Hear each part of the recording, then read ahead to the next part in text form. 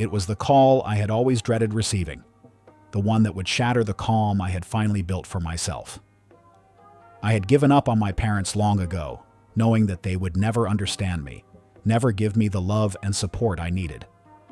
Growing up, they were always too busy with their own lives to pay attention to mine. There were no warm words of encouragement, no, "I'm proud of you," when I worked my butt off to succeed. It felt like I was invisible to them, nothing more than a background character in the story of their perfect lives. But that day, that phone call, changed everything. I hadn't heard from them in months, years really, and I had gotten so used to their silence that I had almost forgotten how much I yearned for their approval. The message on my voicemail, however, was a wake-up call. "Hi, honey, we need to talk," my mom's voice said, slightly shaky. "It's about something important. Could you please call us back when you can?" I was stunned. For the first time in years, they were reaching out. I didn't even know how to react. My first instinct was to ignore the call, to let it go to voicemail like all the others. But something inside me shifted. This time, something told me to pick up. I called them back, expecting to hear the same old excuses. Maybe something about needing help with the house, or yet another request for me to come visit, without any real intention of making things right. But this call, this was different. They needed money. You see, after all the years they spent dismissing me, acting as though I was nothing but a disappointment, they were now calling because they were in financial trouble. And the worst part? They had the audacity to ask me for help. They had always been the ones who controlled everything, who looked down on me when I wasn't good enough, when I wasn't successful in their eyes. But now, they were the ones in desperate need, and the way they casually asked for my help hit me like a ton of bricks. For a moment, I almost didn't know what to feel. Anger? Betrayal? I was overwhelmed by it all, but one thing was clear. This was the moment I had been waiting for. I had spent so many years struggling to prove myself, trying to be someone I wasn't just to meet their expectations. But now, the tables had turned. They needed me. And I was about to show them just what they had been blind to all these years. I could have said yes, handed over the money, and played the role of the dutiful child. But deep down, I knew this was my chance for something much bigger.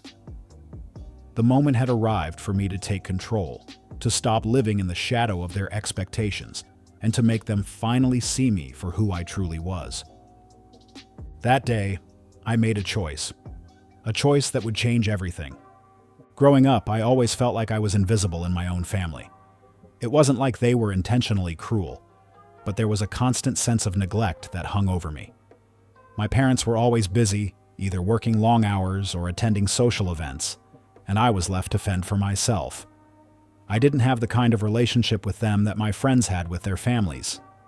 There were no Sunday dinners with meaningful conversations, no late-night talks about dreams or fears. Instead, I spent most of my childhood trying to earn a moment of their attention, trying to be seen. I remember the times I would bring home straight A's, expecting at least a small gesture of recognition. Maybe a good job, or a pat on the back. But nothing. Instead, I'd hear about how my cousins were excelling in some other area, or how my parents were too tired to even acknowledge my success. No matter what I did, it felt like I was never enough. And the worst part? It was always a competition. My parents were obsessed with success, and the bar was constantly moving. If I reached one goal, they simply set another, higher one. It was never about my growth, my happiness, or my personal achievements. It was always about surpassing others and proving that we were better. It was exhausting. I remember one conversation I had with my mom when I was 16. I had just finished a particularly grueling semester, and I was proud of my grades. I wanted to tell her about how hard I worked, how I had stayed up late to finish assignments, and how I felt that I had finally earned a spot in the world.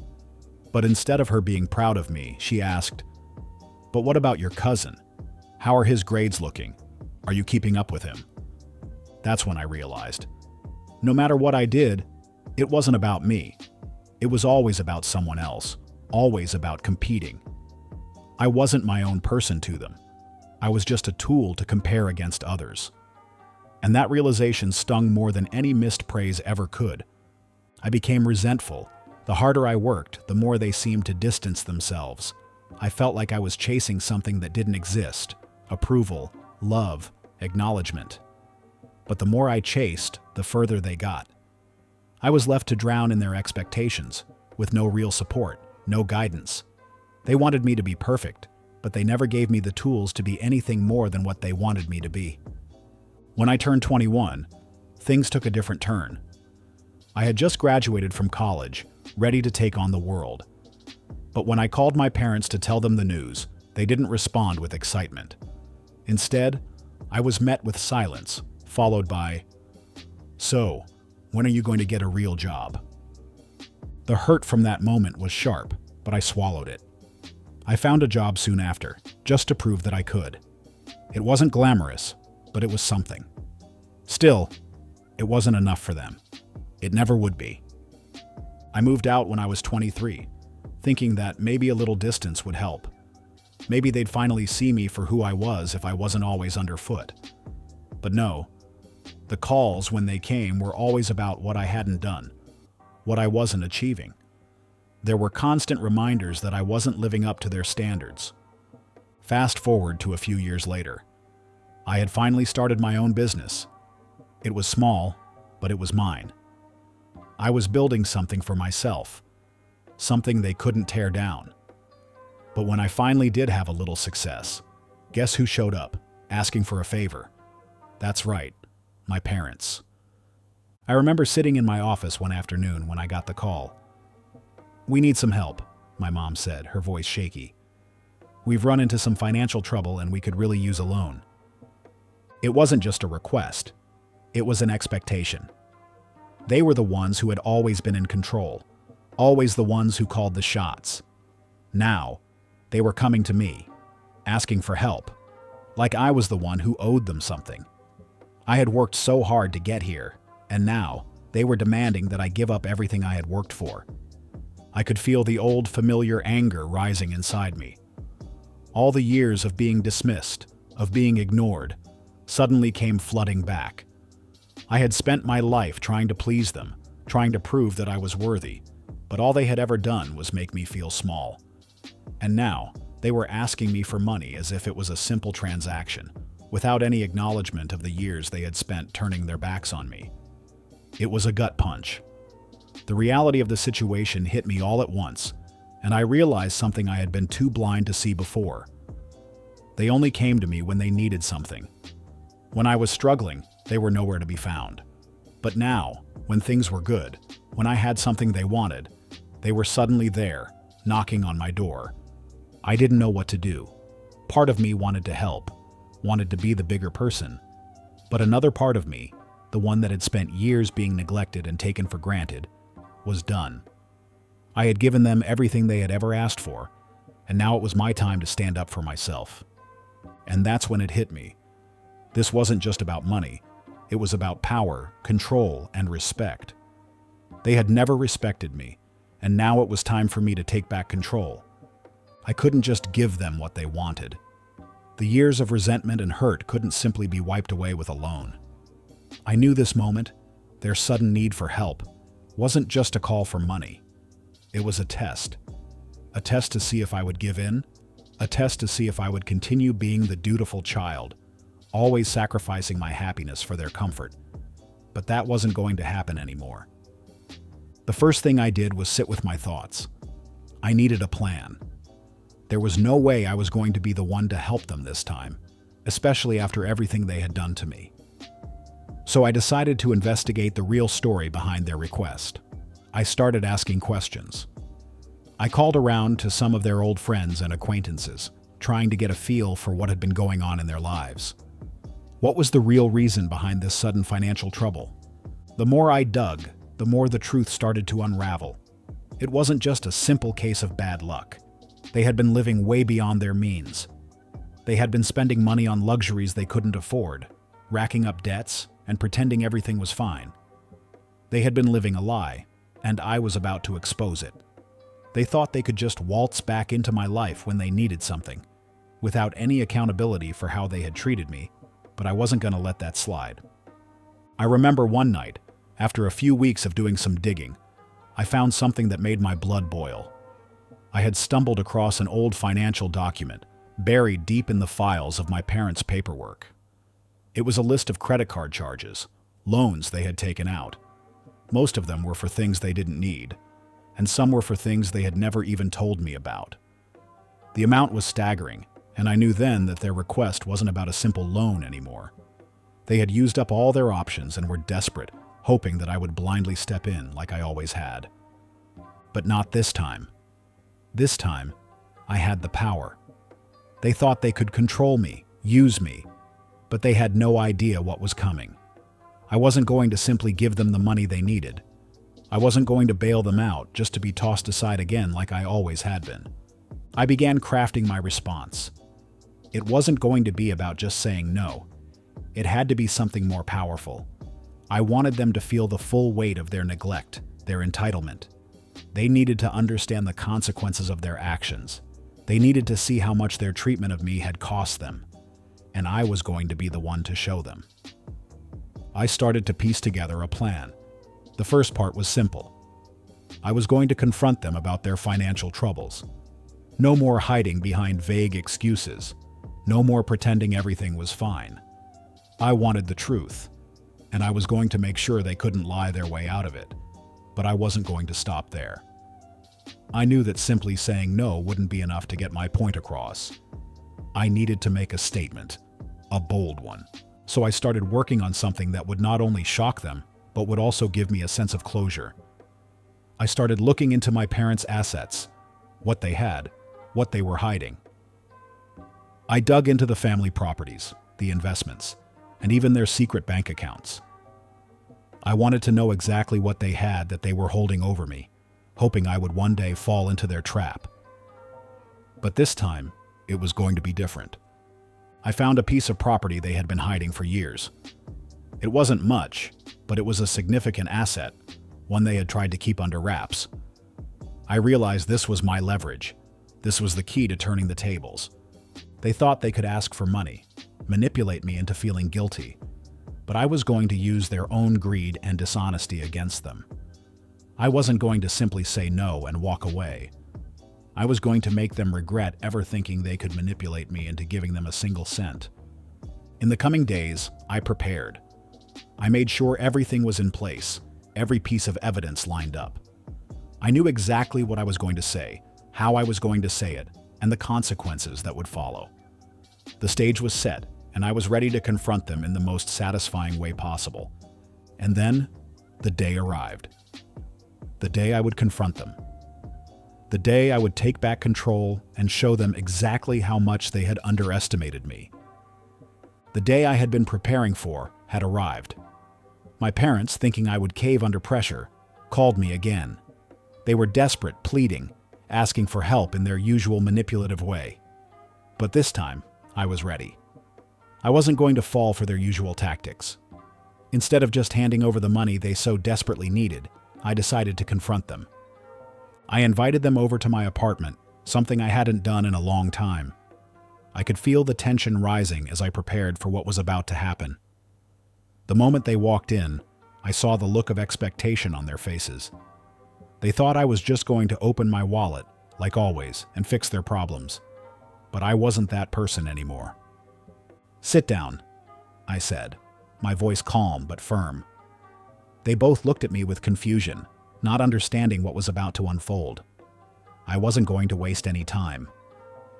"I know everything," I started, watching their faces turn pale. "I know about the debts you've been hiding, the credit cards you've maxed out, and the lies you've been telling. I've seen the financial documents, and I know how much you've been spending on things you don't need." Their silence was deafening. They tried to speak, but I wasn't about to let them interrupt me. "I'm not just going to give you money this time. You've treated me like a backup, a last resort, a safety net. Well, I'm not your safety net anymore. I'm not going to be the one to bail you out when you've consistently ignored me for years." I saw their expressions change. My mother started to tear up, the usual tears meant to guilt me into action. But this time, they didn't work. I had been through too much with them to fall for their manipulation again. You've always pushed me aside when it suited you, I continued, the words coming out almost faster than I could think.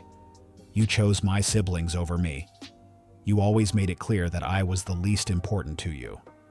And now, after everything, you expect me to just give you what you want? No, this ends today. Their faces were a mix of disbelief and shock. My father, who had always been the more defensive one, stood up trying to regain control of the situation. What's gotten into you? He demanded, his voice harsh. You're being unreasonable. We're your parents. You owe us. I stood up as well, meeting his gaze. I don't owe you anything, I said with finality. Not after everything you've put me through. You've made it clear where your priorities lie, and I'm done being your backup plan. I could see their faces begin to crumble.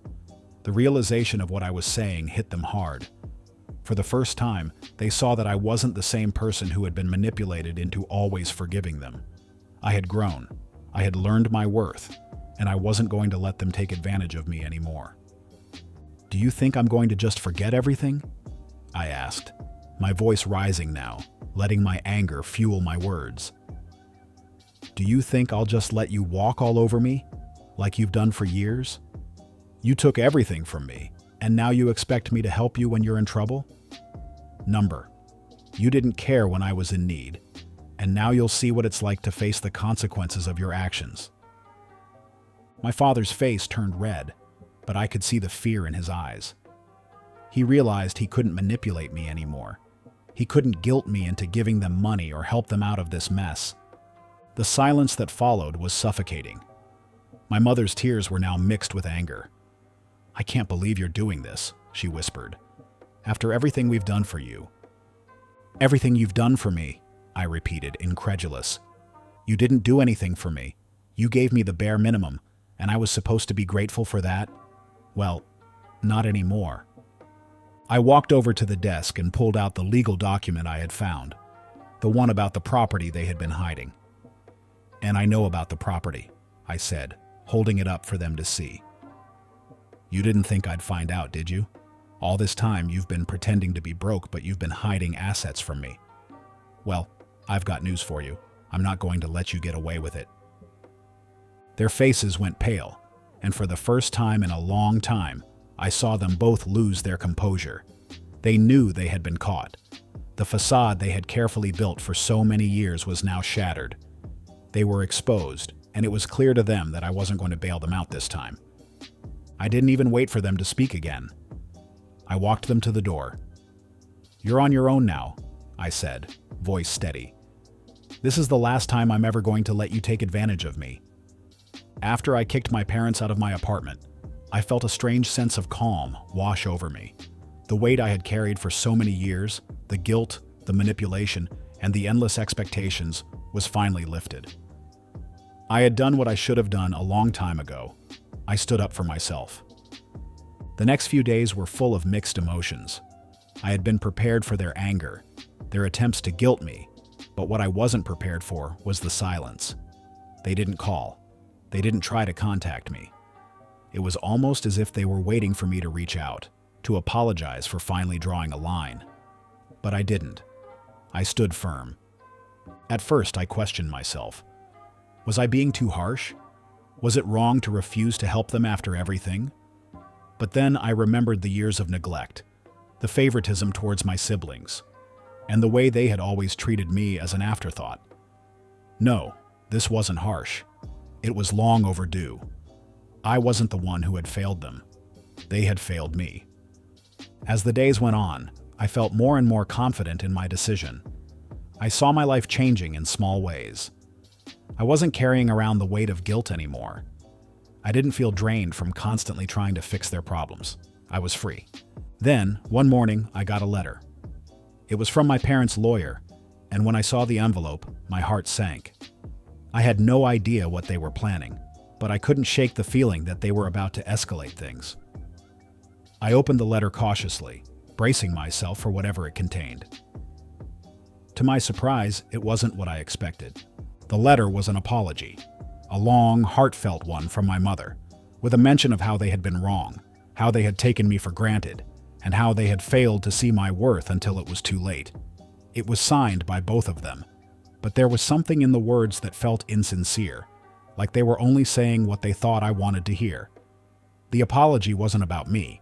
It was about them trying to fix their own mess. I wasn't fooled.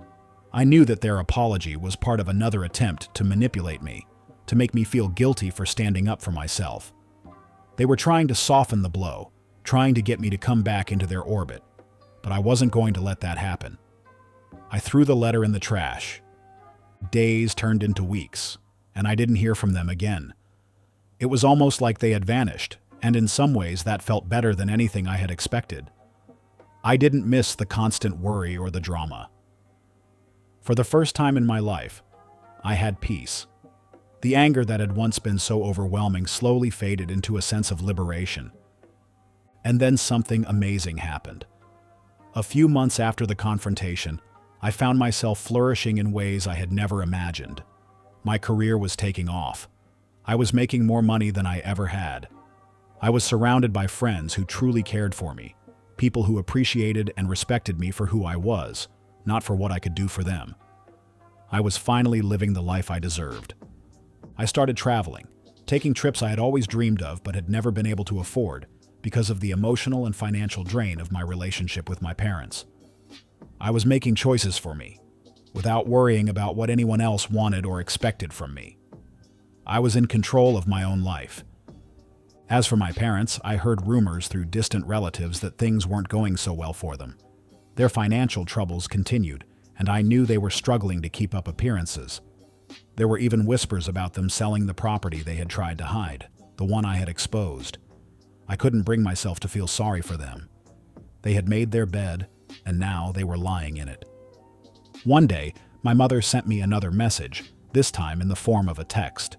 It was brief and to the point. I need your help. But this time, the request was different. She wasn't asking for money. She wasn't asking for anything I could provide. Instead, she was simply telling me that they were struggling, and that maybe, just maybe, they were beginning to realize what they had lost in me. I didn't respond. I didn't need to. I had already made my decision. They had their chance, and they blew it. If they were ever going to realize what they had lost, it was on them. I was done being the person they turned to when everything fell apart. I had learned my lesson. Months passed, and my life continued to move forward. My relationship with my parents remained non-existent, but I was at peace. They had taught me a hard lesson, one I would never forget. To never allow anyone, not even family, to take you for granted.